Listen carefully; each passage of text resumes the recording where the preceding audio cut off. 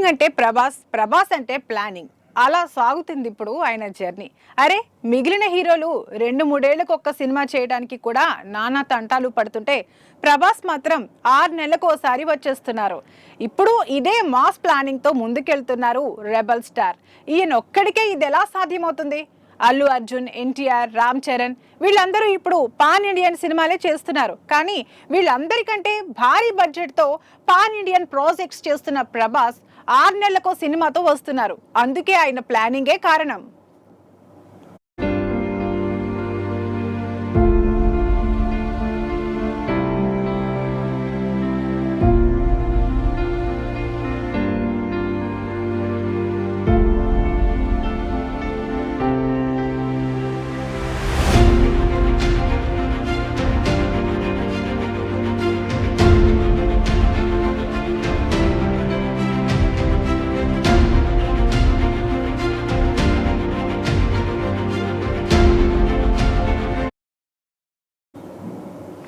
ఓ cinema post production లో ఉండగానే మరో సినిమా షూట్ మొదలు పెడుతున్నారు ప్రభాస్.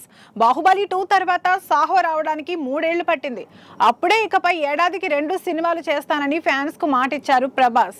అన్నమాట ప్రకారం రాధేశ్యామ్, ఆది పురుష్, సలార్, కల్కి 2 ఏళ్ల గ్యాప్ లో విడుదలయ్యాయి.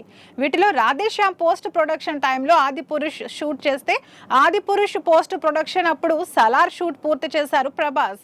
సలార్ పోస్ట్ ప్రొడక్షన్ నడుస్తున్నప్పుడే కల్కి షూట్ అయిపోయింది. ఇప్పుడు ఇదే చేస్తున్నారు రెబల్ స్టార్. రాజాసాబ్ పూర్తయ్యే లోపే స్క్రిప్ట్ సిద్ధం చేశారు హనురాఘవ్పుడి.